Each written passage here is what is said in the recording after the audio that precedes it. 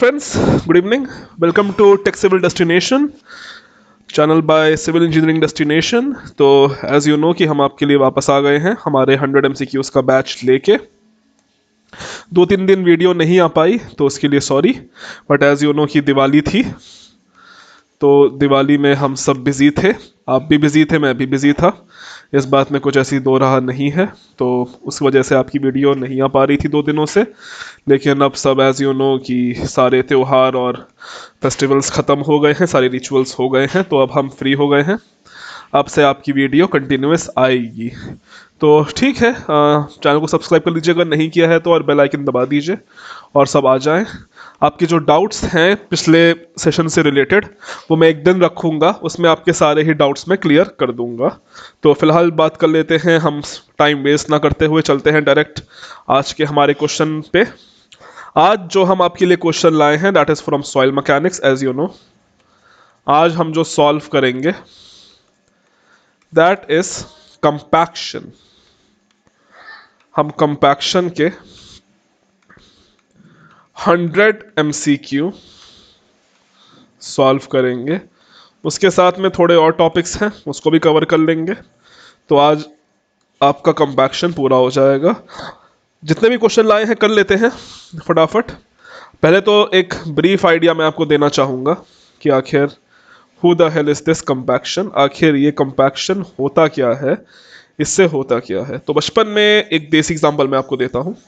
बचपन में हम सब ने कभी ना कभी मिट्टी के साथ खेला होगा, ठीक है, कीचड़ में एंड ऑल स्टफ। तो अब एक बात कभी नोटिस करना, आप कभी मिट्टी, गीली मिट्टी उठाओ अपने मुट्ठी में और उसे आप कस के दबाओ। जितनी ताकत है हाथ की पाम्स में, अपने आपकी हथेली में जितनी ताकत है, आप जब उसको दबाते हो तो आप एक चीज़ नोटिस करते हो कि जो आपके उंगलियों के बीच में से पानी पानी निकलने लगता है, वहाँ से सीपेज होने लगता है। और जो आपकी मिट्टी होती है वो एकदम टाइट हो जाती है। जब आप मुट्ठी खोलते हो तो आप देखते हो कि जो आपकी मिट्टी का जो पीस था, जो कि इससे पहले जो कीचड़ था, वो अब एक सॉलिड फॉर्म में बदल चुका है। यानी कि हमने उसके अंदर की जितनी भी पानी था, जितने भी हवा थी, वो सब हमने निकाल दी है अपने मुट्ठी के जोर पे, जो हमारी ताकत लगा के हमने उसे निकाल दी है। इसी प्रोसेस को हम कहते हैं compaction. This process is called compaction, देसी भाषा में। टेक्निकल भाषा में आपको नहीं पढ़ाऊंगा, टाइम भी नहीं है इतना, ठीक है। जब हम सॉइल का कोर्स स्टार्ट करेंगे तब हम उसके बारे में स्टार्ट कर देंगे, ठीक है। मैं आपको डिटेल्स में बता दूंगा, लेकिन फिलहाल कंपैक्शन मैंने आपको बता दिया है। तो अगर और थोड़ा टेक्निकल एग्जांपल में अगर जाऊं तो, जो आपका मिस्त्री कभी घर वर बनवाया हो, कभी साइट में काम किया होगा आपने, तो आपने देखा होगा आपका जो मिस्त्री होता है, जब भी कभी फ्लोर बनना होता है तो पहले वो एक दिन आके उसमें मिट्टी भर जाता है खूब सारी ऊपर तक, और उसमें वो दे देता है, वाटर लगा जाता है, पानी छोड़ देता है। और पानी क्या करती है, सारी मिट्टी सेट कर देती है और वो अगले दिन आके उस पर फर्श बना देता है या फ्लोर बना देता है। तो वो भी that is also a prime example of compaction, ठीक है। तो आई होप ये दो एग्जाम्पल आपको समझ में आ गए होंगे। बाकी ठीक है, हमारी लेक्चर क्लास नहीं है, MCQ क्लास है। डायरेक्ट MCQ स्टार्ट करते हैं। तो पहला क्वेश्चन है आपका IES का क्वेश्चन है। ये आया है 2020 में, IES 2020 में आपका क्वेश्चन पूछा गया है। ये स्टेटमेंट है, स्टेटमेंट 1 और स्टेटमेंट 2। हमें इसमें बताना है कौन सी स्टेटमेंट सही है और कौन सी स्टेटमेंट गलत है। क्या ये दोनों ही स्टेटमेंट सही है, या फिर ये दोनों ही स्टेटमेंट गलत है, या फिर पहली सही है दूसरी गलत है, या फिर दूसरी सही है या पहली गलत है। मैंने आपको 4 ऑप्शन दे दिए हैं, यही 4 ऑप्शन आते हैं। एक ही स्टेटमेंट वाला आ सकता है और दूसरा आ सकता है आसरेशन और रीजनिंग वाला। वो जब आएगा उसके बारे में भी बात कर लेंगे।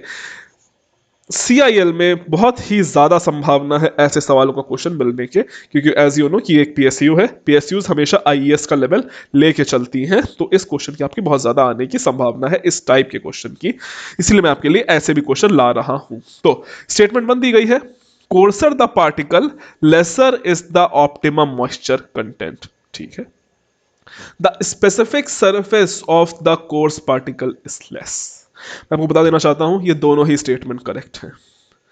जितना हमारा जो पार्टिकल कोर्स होगा, कोर्स यानी कि मोटा होगा, एक होता है कोर्स, एक होता है फाइन, एक होता है सिल्ट। इसके बारे में हम बाद में बात करेंगे आने वाले जब क्वेश्चन आएगा। लेकिन जो कोर्स होता है वो सबसे ज्यादा पार्टिकल बड़ा या मोटा होता है, सिल्ट उससे कम होता है, और जो हमारा क्ले होता है वो सबसे छोटा होता है, ठीक है। तो ये साइज होते हैं।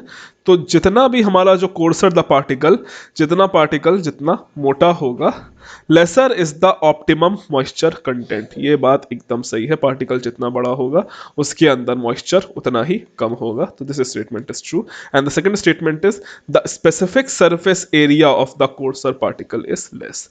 तो जो सरफेस एरिया होता है, स्पेसिफिक सरफेस एरिया, वो आपके कोर्स पार्टिकल का ज्यादा होता है। तो आई होप आपको दोनों ही स्टेटमेंट समझ में आ गए होंगे।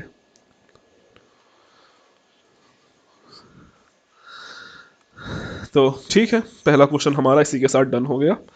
आगे बढ़ते हैं आने वाले क्वेश्चंस पे। It's a numerical Proctor test. मैंने आपको प्रॉक्टर टेस्ट अभी पढ़ाया नहीं है, डायरेक्ट क्वेश्चन कर लेते हैं, समझ में आ जाएगा। ये है हमारा IES 2016 इंजीनियरिंग सर्विस 2016 में ये सवाल आपका आया हुआ है। ठीक है, Proctor compaction test for a maximum dry density of a certain soil gave the result as 1.77 gram पर cc and the OMC optimum moisture content, OMC का मतलब ऑप्टिमम मॉइस्चर कंटेंट होता है 14.44%. The specific gravity of the clay soil grain was 2.66. तो हमें specific gravity दी गई है। What was the saturation degree for the soil? तो हमसे बेसिकली DOS यानी कि डिग्री ऑफ सैचुरेशन पूछ रखा है। एक्सक्यूज मी, थोड़ी तबीयत खराब हो गई है मेरी। तो ठीक है, इसको सॉल्व कर लेंगे। अब मैंने आपको बताया था, कुछ फॉर्मूलेस बताए थे।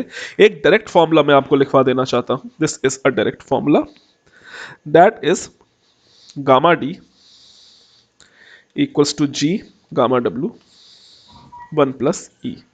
ये फॉर्मूला आपको याद रखना है, one of the important formulas है।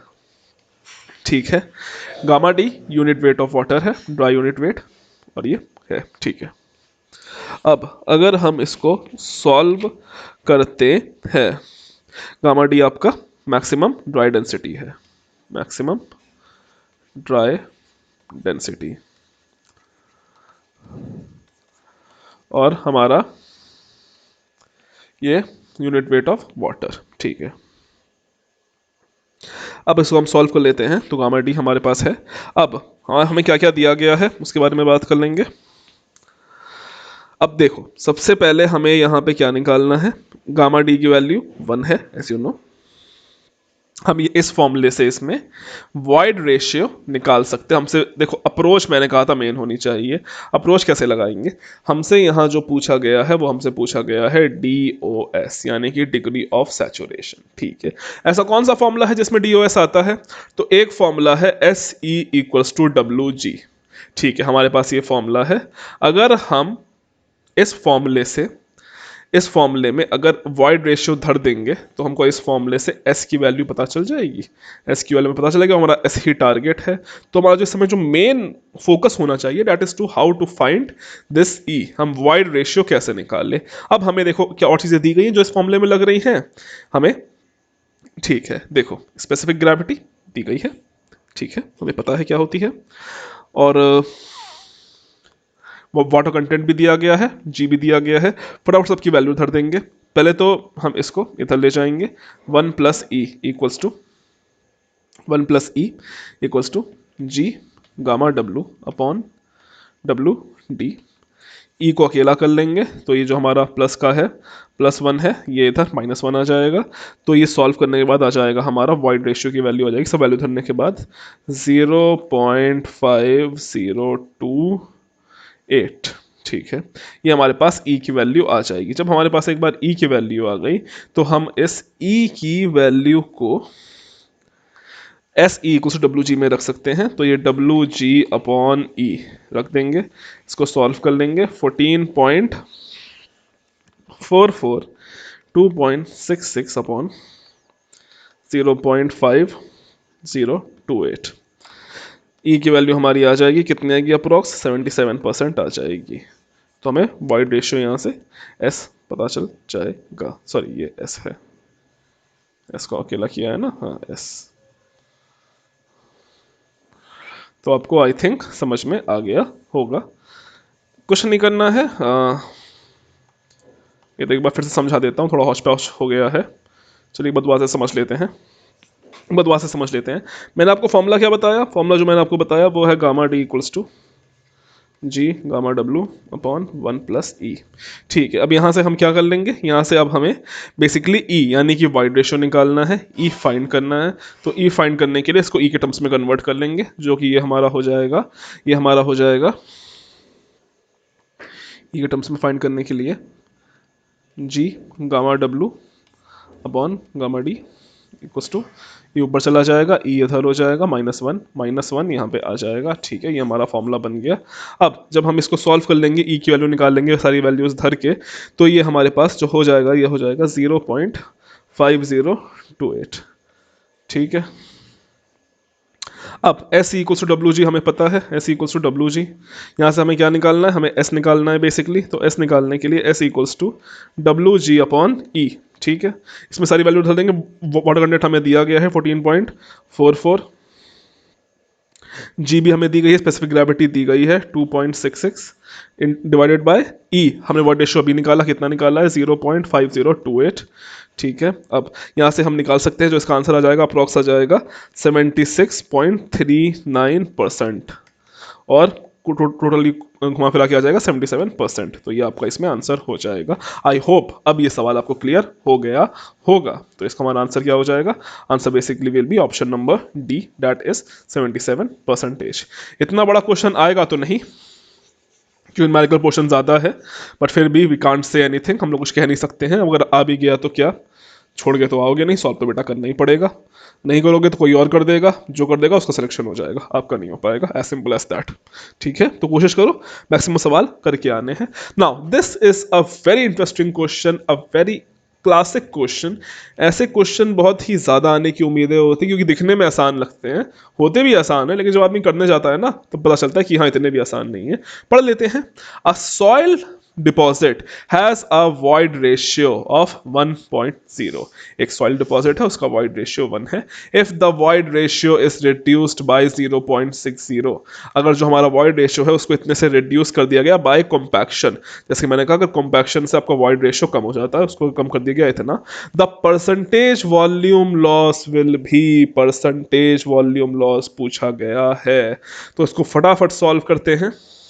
सॉल्व कैसे होगा परसेंटेज वॉल्यूम लॉस, तो देखो हमें साफ साफ पता गया है, वॉइड रेशियो दिया गया है, वॉइड रेशियो कितना होता है, volume of void upon volume of solid, हमें इतना पता है।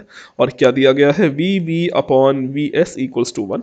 वॉइड रेशियो हमें 1 दिया गया है, जो कि हमें साफ साफ कहीं ना कहीं क्या दिखाता है, V V equals to V S. हम इससे ही बोल सकते हैं कि नहीं। अब देखो वी वी निकालने के लिए वॉल्यूम ऑफ वॉइड हम लोग क्या करते हैं, V one minus V S upon V S, ये बेसिकली फॉर्मूला होता है। वॉल्यूम ऑफ वॉइड का इक्वल्स टू 1 आ जाएगा। अब इसको जब हम सॉल्व कर लेंगे तो देखो we one equals to 2vs, यहाँ से a की हमारे पास रिलेशन बन के आ गया, यानी कि जो वॉल्यूम है वो वॉल्यूम ऑफ सॉलिड का 2 गुना है। ठीक है, हमें यहाँ से पता चल गया। अब ये बेसिकली है कितना, तो ये है हमारे पास 0.6, ये दिया गया है। तो 0.6 equals to v2 upon vs। ठीक है, अब v2 की वैल्यू कितनी होती है, तो 0.6 equals to v2 minus vs upon vs। ठीक है, अब v की वैल्यू क्या थी, 1/2 थी। ठीक है, जो हम पूरा सॉल्व कर देंगे तो एक रिलेशन आएगा हमारे पास, 2v2 इक्वल्स टू 1.6 v1। अब जो हमारा वॉल्यूम लॉस का फॉर्मूला होता है, that is v1 minus v2 upon v1 into 100। ठीक है, अब जब हम सारी वैल्यूज धर देंगे, हर चीज़ कट्टा पिट्टी मचा देंगे, तो ये देखो ये हमारा आ जाएगा v1 minus 0.8 v1 upon v1 into 100। कुल मिला के जब इसे सॉल्व कर लेंगे तो ये आ जाएगा आपका 20%। 20% इज द आंसर। अब बहुत सारे लोगों को क्वेश्चन समझ में नहीं आया होगा, बात मानो समझने की जरूरत भी नहीं है। Learn this question. कुछ चीजें याद करनी पड़ती हैं सिविल में, आप बेटा साफ साफ देख सकते हो। एक क्वेश्चन करने के लिए आपको कितना, कुछ नहीं तो मुश्किल से बेटा 30 सेकेंड्स का टाइम मिलता है। इस 30 सेकेंड्स में आपको क्वेश्चन पढ़ना भी है, उसको सॉल्यूशन भी करना है, आंसर भी निकालना है और उसे टिक करके आगे भी बढ़ जाना है। अब क्या इन 30 सेकंडों में आप ये तीनों प्रोसेस कर सकते हो अपने दिमाग में? बोलो। आंसर है नहीं कर सकते हो। मैं क्या, आप क्या, कोई नहीं कर सकते हैं। तो करना क्या है, हमें ऐसे क्वेश्चन डायरेक्ट याद कर लेने हैं। फंसे तो लगा देंगे, नहीं फंसे तो कोई बात नहीं। सिविल में हमारे इंडिया में एक बहुत ही बड़ी विडंबना है कि सिलेक्शन उसका नहीं होता जिसके कॉन्सेप्ट क्लियर होते हैं, सिलेक्शन उसका होता है जिसे आंसर्स रटे हुए होते हैं। ये एक बहुत ही बड़ी विडंबना है इस देश में। खैर अब है तो है। तो इस चीज के लिए आपको थोड़ा ध्यान देना पड़ेगा। जो चीजें नहीं समझ में उनको डायरेक्ट याद कर लो, बेस्ट ऑप्शन ये है। और मैं नहीं कहता हूं ऐसा, बड़े बड़े कोचिंग्स वाले कहते हैं, बड़े बड़े जितने भी आईएएस जिन्होंने भी कंपटीशन निकाला है उनसे पूछ लेना, वो यही कहेंगे कि हमारी ट्रिक्स यही थी कि जो हमारे लेंदी क्वेश्चंस थे हम लोग उसको भी याद कर लेते थे। जब तक आप लोग उस क्वेश्चन को सॉल्व करते हो, पढ़ते हो, रीड करते हो, तो वो उनको रटे होते हैं, वो उन पे आंसर टिक करके आगे भी बढ़ चुके होते हैं और आप उनको सॉल्व भी करते रह जाते हो। और मैक्सिमम केसेस में सॉल्व करने के बाद आंसर गलत आता है, आप गलत टिक करके भी चले आओगे, आप बाद में लगेगा कि हमने एकदम सही किया और फिर प्रॉब्लम होती है, सिलेक्शन नहीं होता है बेसिकली। ठीक है, तो इस चीज़ों को थोड़ा ध्यान रखना है। रट लो क्वेश्चन। अगेन हमारे पास एक और क्वेश्चन आ गया, the zero air curve is non linear. ठीक है, the dry density at 100% saturation is a non linear function of void ratio. मैं बता देना चाहता हूं दोनों ही आंसर ऑप्शन करेक्ट है। ठीक है, तो ऑप्शन नंबर ए इसका हो जाएगा आंसर। ठीक है, तो आपको ये भी आई थिंक क्लियर हो गया होगा। फटाफट आगे चलते हैं, ज़रा टाइम नहीं लगाएंगे, क्वेश्चन बहुत लंबे हैं, वीडियो बहुत लंबी हो जाती है, तो थोड़ा ध्यान रखेंगे। Yes, choose the correct answer.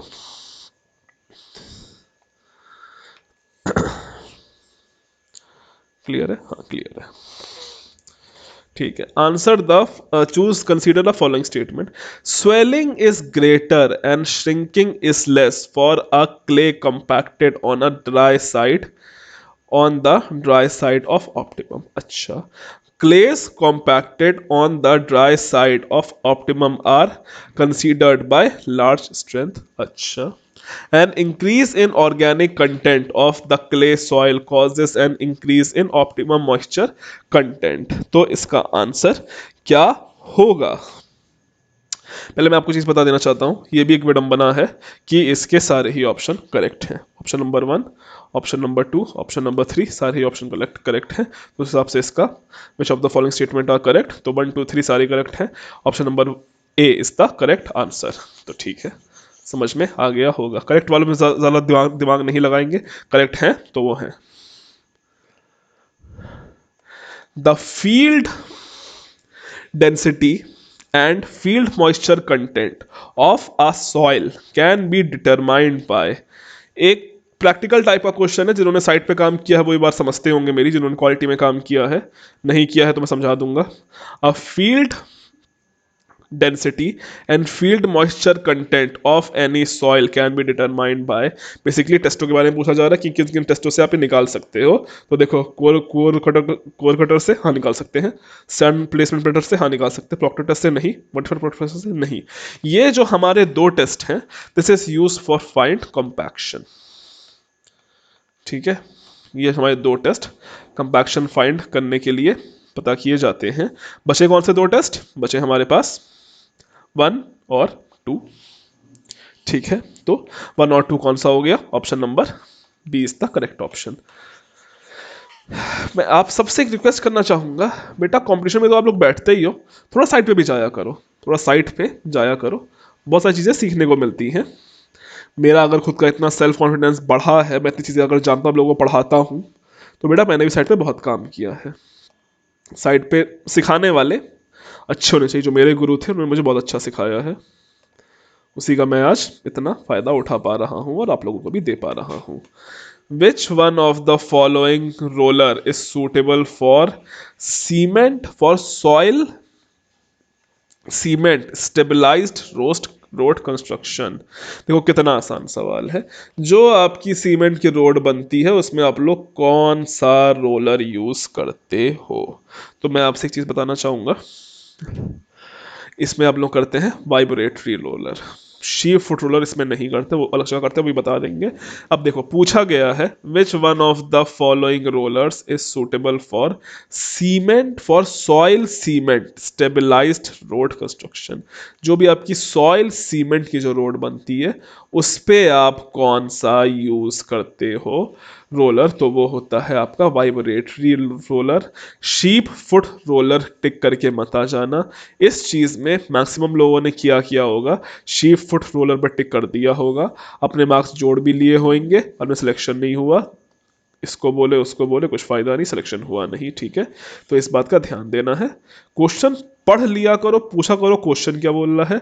Option देख के कभी भी क्वेश्चन को जज मत किया करो, हमेशा क्वेश्चन देख के ऑप्शंस को जज किया करो, ठीक है। आई होप आपको समझ में आ गया होगा। Next question,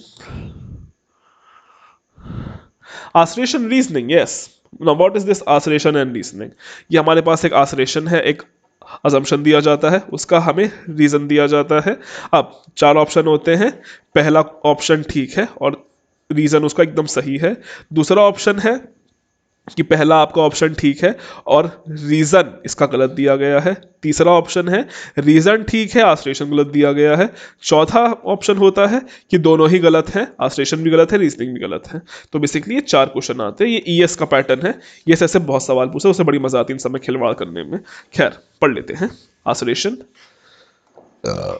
excuse me, the efficiency of a sheep foot roller depends on the weight of the roller and the number of feet in contact with the ground at a time. This is oscillation.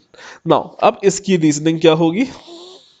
तो reasoning है इसकी, sheep foot roller are considered most suitable for compacting clayed soil. एक चीज मैं आपको इसका बता देना चाहता हूँ साफ साफ, इसका आसरेशन ठीक है, इसका रीजन गलत है, तो इसका ऑप्शन नंबर गलत बी हो जाएगा, ठीक है। आसरेशन इसका ठीक है, जो पहली स्टेटमेंट है वो एकदम सही है। The efficiency of the sheep foot roller depends upon the weight of roller and the number of feet in contact with the ground at a time. ये हमें पता है। शीप फुट रोलर सर्च कर लेना कैसा होता है, काफी अच्छा दिखता है। आपने बहुत सारे यूट्यूब पे वीडियो भी देखे होंगे शीप फुट रोलर के, बस आपको पता नहीं है कि वो शीप फुट रोलर है, ठीक है। अब sheep foot rollers are considered most suitable for compacting clayed soil. बेटा ये गलत है, ये हर तरह की सॉइल में यूज हो जाता है, just not in clayed. Clayed के अलावा भी आप इसे हर सॉइल में यूज कर सकते हो, ठीक है। तो इसका आसरेशन सही है, रीजन गलत है।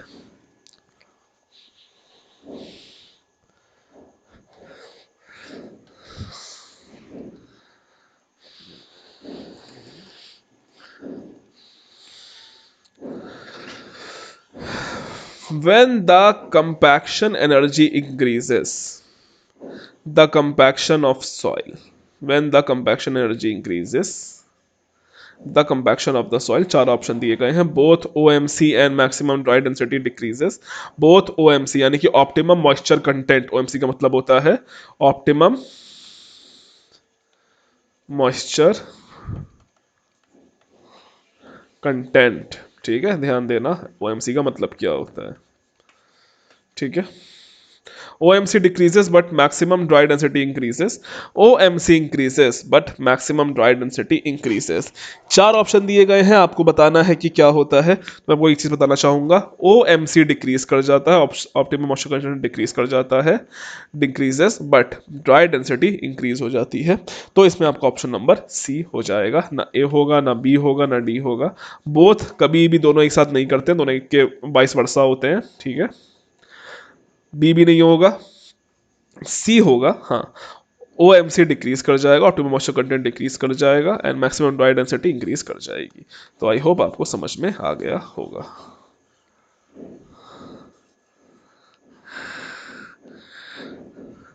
Next,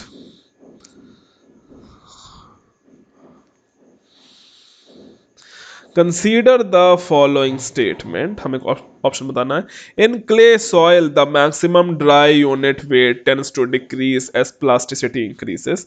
in clay soil the maximum dry unit weight tends to increase as plasticity increase. Heavy clay with high plasticity have the maximum dry unit weight and high OMC। तो हमें इसका बताना है बेसिकली क्या होगा। इसका जो हमारा आंसर होगा दैट विल बी डी। हमारा पहला और दूसरा ऑप्शन और तीसरा ऑप्शन सही है,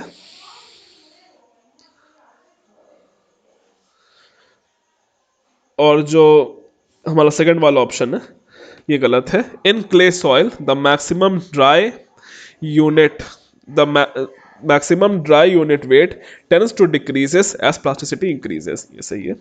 heavy clay with high plasticity have the minimum dry unit weight and high OMC, ये भी ठीक है। तो ठीक है, आपको आई थिंक आंसर समझ में आ गया होगा कौन सा सही है कौन सा गलत है। Over to the next question please.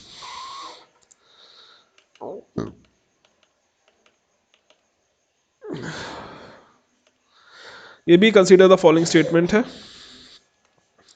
Increase in shear strength, consider the following statement। अच्छा, which one of the following which one of the above represent the compaction। अच्छा, compaction कौन कौन सा बताता है। Increase in shear strength and bearing capacity, ठीक है। Increase इन slope stability, ठीक है। Decrease in settlement of soil, decrease in permeability। तो इसमें से कौन सा ऑप्शन आपको कंपैक्शन बता रहा है। मैं एक चीज बताना चाहूंगा कि बेटा ये सारे ही ऑप्शन आपको कंपैक्शन बता रहे हैं। तो हाँ, ऑप्शन नंबर डी हो जाएगा। मैंने भी ये सोचा था ऑप्शन नंबर डी हो जाएगा। सारे ही आंसर इसके सही हैं। आपको क्वेश्चन हलवा लग रहे होंगे, तो हाँ बेटा ये हलवा ही है, ठीक है।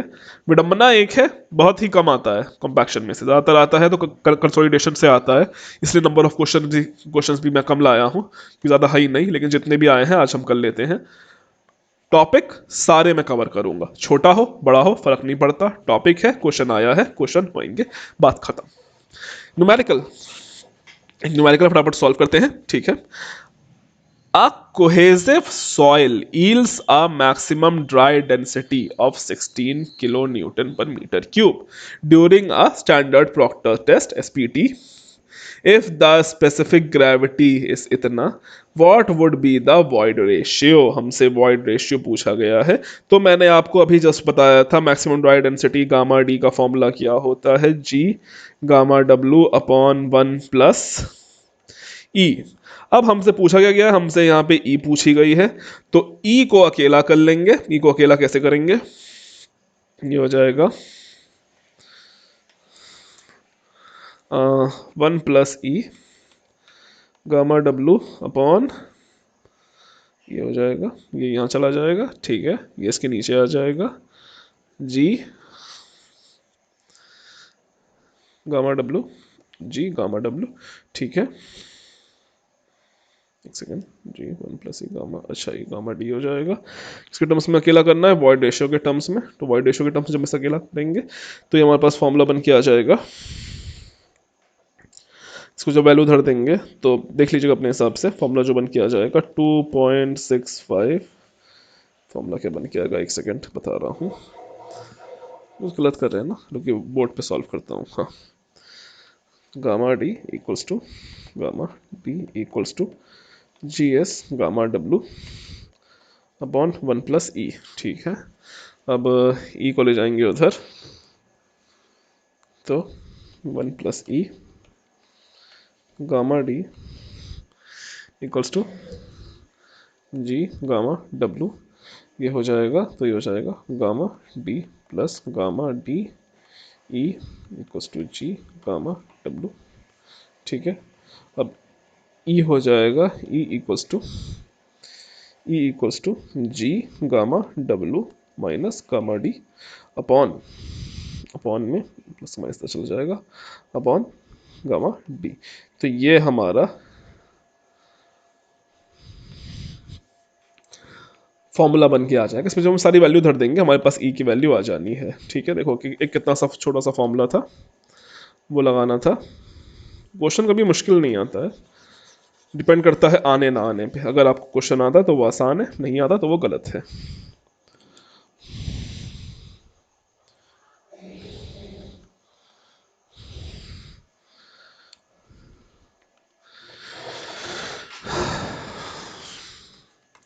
Which one of the following statement is correct? In laboratory compaction test, the optimum moisture content of soil decrease. अच्छा, लैब में optimum moisture content decrease करता है, इनमें से किस terms में?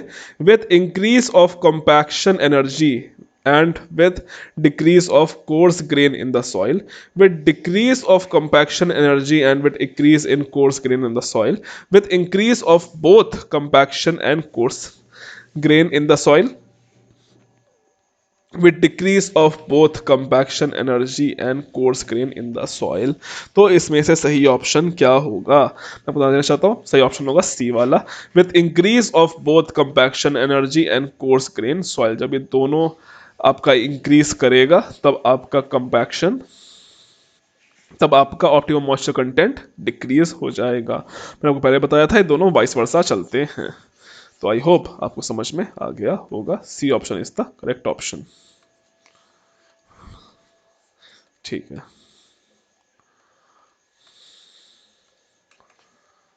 Next question.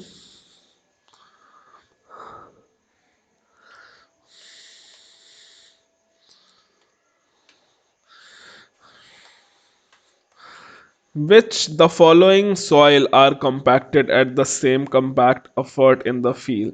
Which one of the following is the correct sequence in the increasing order of their maximum dry density? तो maximum dry density के अकॉर्डिंग इसको सॉल्व कर लेना है। सबसे पहले जो आता है वो आता है आपका क्ले, दूसरा आता है सिल्ट, फिर है सैंड, फिर है ग्रेवल सैंड एंड मिक्सचर। तो ऑप्शन नंबर सी हो जाएगा। ठीक है, ज़रा समझाने की ज़रूरत नहीं है इसमें, जो है सो है, बाकी कोई ऑप्शन नहीं है। ठीक है, next. 14, 13, yes. Match the following, match the following है।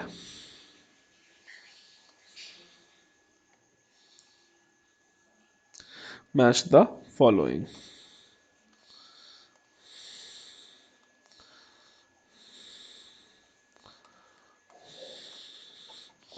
तो इसमें क्या ऑप्शन होगा आपका? मैच द फॉलोइंग में आपका जो wet, clay and silt grid roller से होता है। ठीक है, और जो आपका क्रस्ट रॉक होते हैं smooth wheeler rock, fill rock आपका हो जाएगा प्लूमेटिक टायर्ड रोलर, सामने वाला इसका, और जो डी वाला हो जाएगा सैंड वाइब्रेटर से हो जाता है। ठीक है, ऑप्शन नंबर सी इसका करेक्ट ऑप्शन हो जाएगा।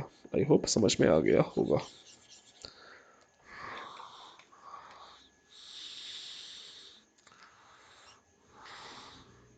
Match the following again, question number 12।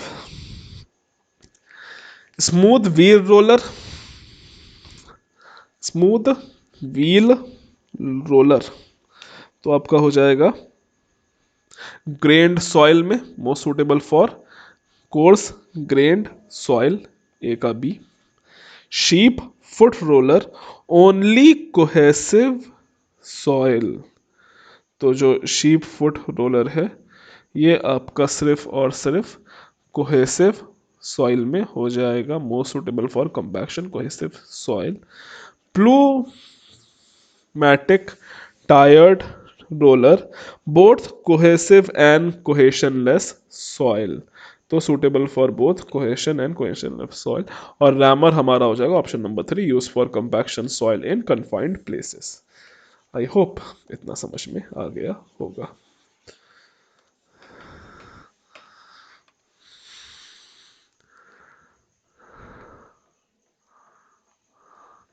Oscillation and reasoning, oscillation and reasoning, the core cutter of an earth dam is usually compacted on the wet side of OMC. Compaction on the wet side of OMC reduce permeability and prevents cracking in core। ठीक है, तो मैं आपको बताना चाहूंगा इसका A option है पहला, ठीक है, इसका रीजन भी ठीक है, तो इसका ए ऑप्शन हो जाएगा, ठीक है। इसका आसरेशन भी ठीक है, रीजनिंग भी ठीक है।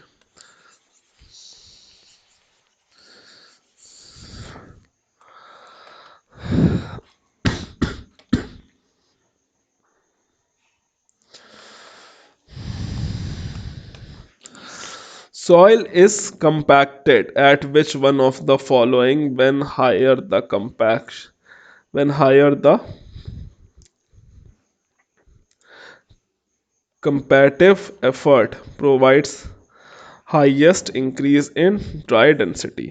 तो इसका सॉल्यूशन क्या होगा, इसका हम लिख लेते हैं, नाइन्थ वाले का जो होना है वो बी होगा, dry side of optimum moisture content, ठीक है। ऑप्टिमम मॉइस्चर कंटेंट नहीं, wet side of the optimum moisture content, नहीं ये भी नहीं, सैचुरेशन मॉइस्चर कंटेंट नहीं, ये नहीं, ये नहीं, option number B is the correct option, ठीक है। Option number B is the correct option. तो आई होप समझ में आ गया होगा। नेक्स्ट क्वेश्चन,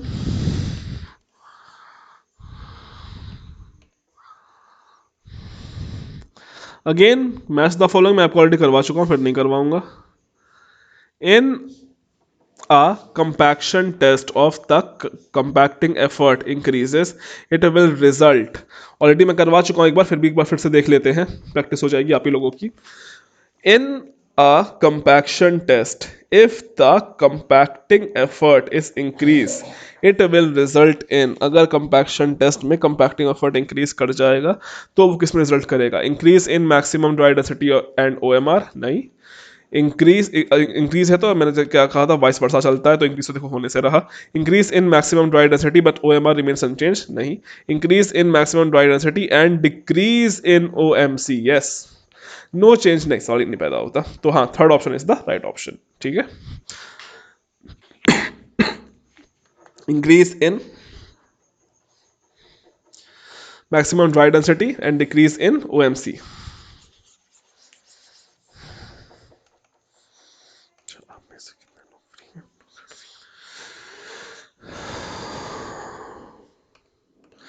ये आपको मैं ऑलरेडी करवा चुका हूँ मैच द फॉलोइंग में, assertion and reasoning, for a given soil, for a given soil the optimum moisture content, यानी कि OMC, the optimum moisture content with the increase in compaction effort, ठीक है, higher the compactive effort higher is the dry density and same moisture content. तो मैं आपको बताना चाहूंगा दोनों ही गलत हैं, नास्ट्रेशन ठीक है, सॉरी इसका ये भी अपनी जगह ठीक है, ये भी अपनी जगह ठीक है। अब फोर्थ ऑप्शन क्या होता है कि ये भी ठीक है, ये भी ठीक है ना, लेकिन ना ये इसका रीजन है और ना ही ये इसका आसरेशन है, ठीक है, ये दोनों अपने ही जगह पे इंडिविजुअली करेक्ट हैं।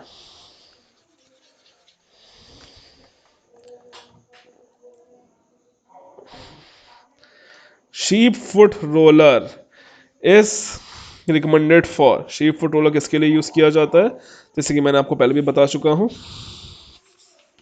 Sheep foot roller is use for cohesive soil, तो कोहेसिव सॉइल में शीप फुट रोलर का यूज किया जाता है, ठीक है।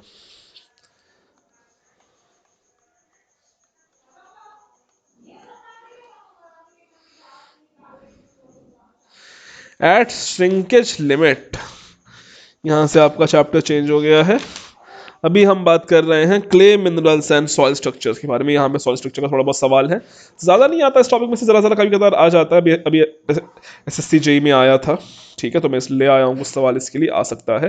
At shrinkage limit the soil is fully saturated, montmorillonite clay minerals are non expansive, अच्छा भाई, ट्वेल्थ की अगर बात कर लेते हैं तो इसका सी होगा, eight shrinkage limit.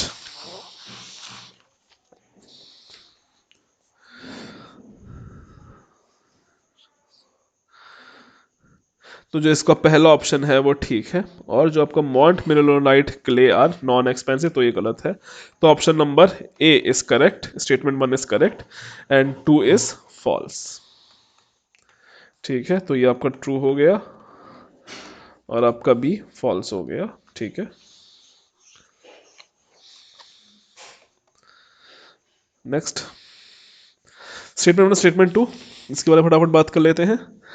Clay exhibits मोर हाइड्रोस्कोपिक देन सेल्स मोर हाइड्रो hygroscopicity than sand. अच्छा, clays are colloidal and consequently their consequently their specific surface is very high. ठीक है, ये भी सही है, ये भी सही है, इसका दोनों ऑप्शन करेक्ट है। ठीक है, ज्यादा क्वेश्चन नहीं याद, इससे ज्यादा टाइम नहीं लगा, फटाफट आगे बढ़ना है। Match the following, match the following आपका आ गया।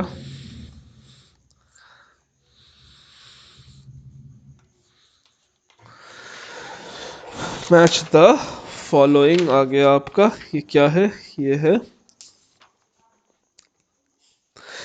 इसमें देखिए सॉल्व कर लेते हैं। पहले का जो हमारा होगा coarse grain soil single grain, ठीक है, silt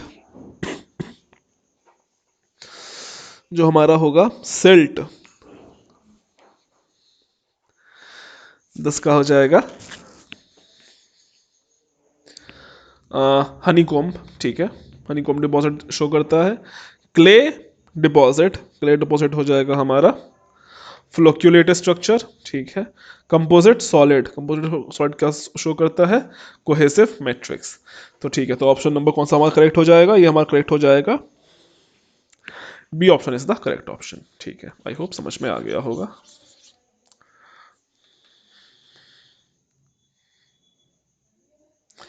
consider the following statement, mica is a clay mineral. अच्छा, the shape of the clay particle is usually flaky.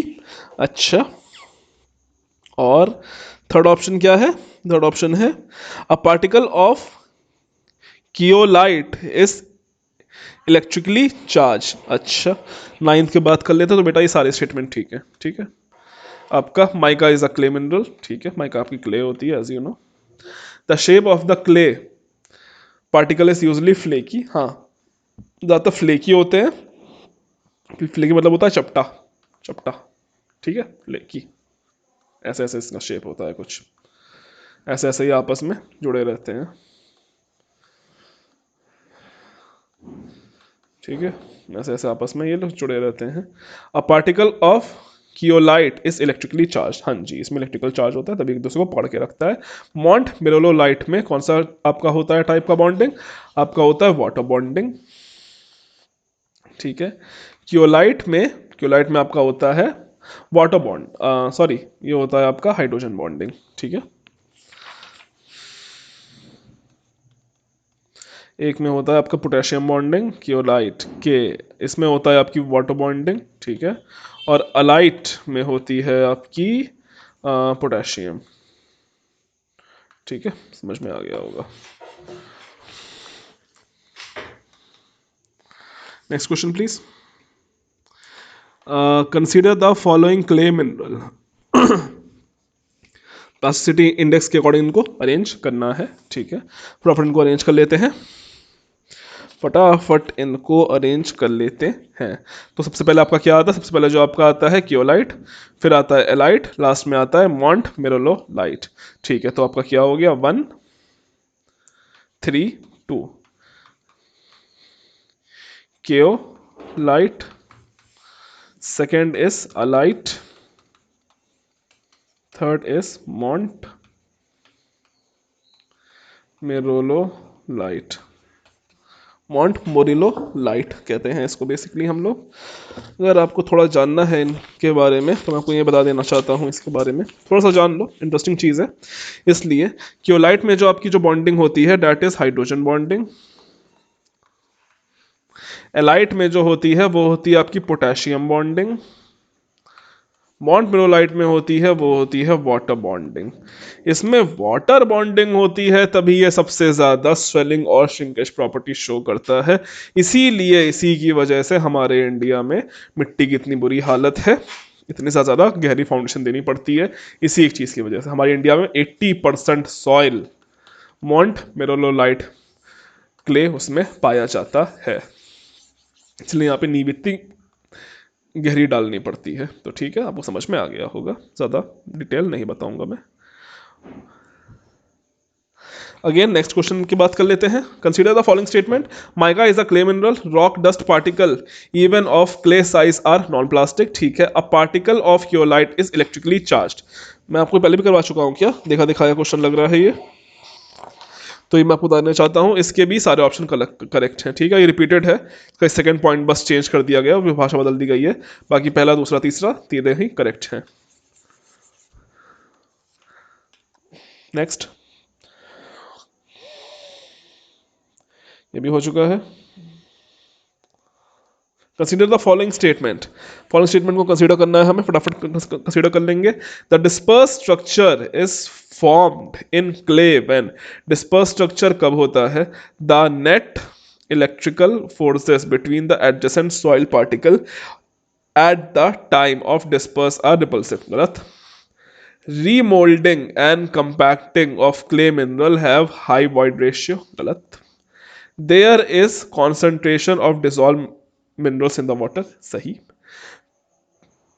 Platelets have face to face contact is more और less parallel arrays. गलत। तो इसका fourth option क्या हो जाएगा, आपका fourth option हो जाएगा basically C option is the correct option. ठीक है, ज़्यादा नहीं आता इन सब चीज़ों से, लेकिन कभी कभी क्वेश्चन फंस जाते हैं, फंसते हैं तो कराना पड़ता है। The predominant mineral responsible for shrinkage and swelling property. One of the most famous and important question and favorite question of every competitive exam.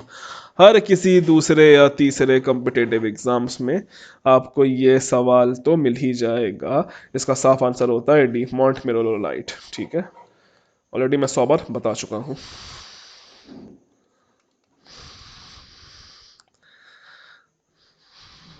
The correct sequence of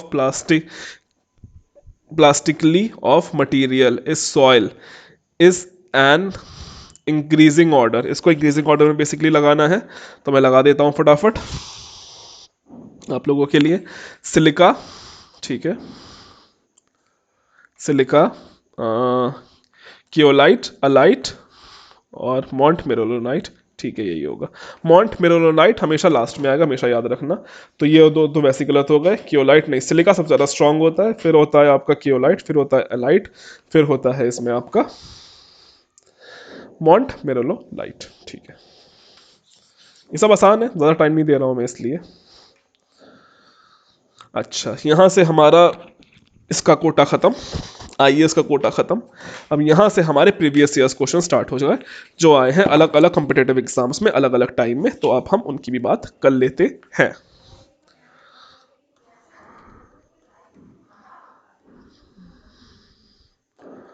हाँ, ये आपका देखो दो जगह आया है, आरपीएससी जीडब्ल्यूडी एई और यूपीपीएससी स्टेट एई engineering services में भी आ चुका है, जिसका एग्जाम रिसेंट आने वाला है, तो हम लोग सब कर रहे हैं। बहुत ही फेवरेट क्वेश्चन है। When the compactive effort is increased in compaction test, the optimum moisture content, compaction बढ़ेगा तो optimum moisture content क्या होगा, तो बेसिकली ये आपका घटेगा। मैंने क्या कहा था, इनवर्सली प्रोपोर्शनल होता, वाइस वर्सा जाता तो ये आपका घट जाएगा। आग बंद करके इसमें टिक कर देना। Next question, the soil suitable equipment for compacting clays are, the most suitable equipment, कौन सबसे सूटेबल इक्विपमेंट है कंपैक्शन करने के लिए, तो बताना चाहूंगा sheep foot roller used for cohesive soil. ये आप अपना कोहेसिव सॉइल के लिए यूज करते हो। क्या होगा इसमें आपका ऑप्शन, शीप फुट रोलर। ध्यान रखिएगा, शीप फुट रोलर सर्च कर लेना बेटा, अगर नहीं पता कैसा दिखता है, न्यू भी हो सर्च कर लेना। सीखने की कोई कभी एज नहीं होती है, यकीन मानो 30-40 साल के लोग भी गेट आईएएस निकालते हैं और वो बनते हैं, कभी सीखने की कोई एज नहीं होती है। Lacey's formula for calculating the normal depth of सोर्स इज गिवन बाय। लेसी का फॉर्मूला, लेसीज के इक्वेशन, कभी कभार इससे भी सवाल आ जाता है, इसलिए मैं सवाल आया हूं आपके लिए। तो लेसीज फॉर्मूला क्या होता है? लेसीज फॉर्मूला होता है D diameter equal to 0.437 Q by F का पावर 1/√3, यानी कि उसका पावर होल क्यूब। तो ये इसका आंसर होगा option number A is the correct option. अब हम बात कर लेते हैं नेक्स्ट क्वेश्चन की। नेक्स्ट क्वेश्चन है हमारा, in SPT test, standard Proctor test, the water content W1 and maximum dry density are related as. Water content और मैक्सिमम ड्राई डेंसिटी कैसे रिलेटेड होती है? तो मैं आपको बता देना चाहता हूं, ये आपका होगा gamma D max correct corresponding to the unique value of W gamma D. तो option number C is the correct answer. ठीक है,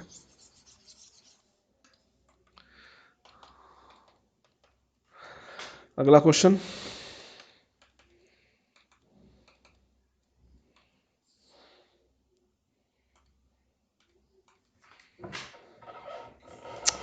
क्या हो गया भाई, एक सेकेंड।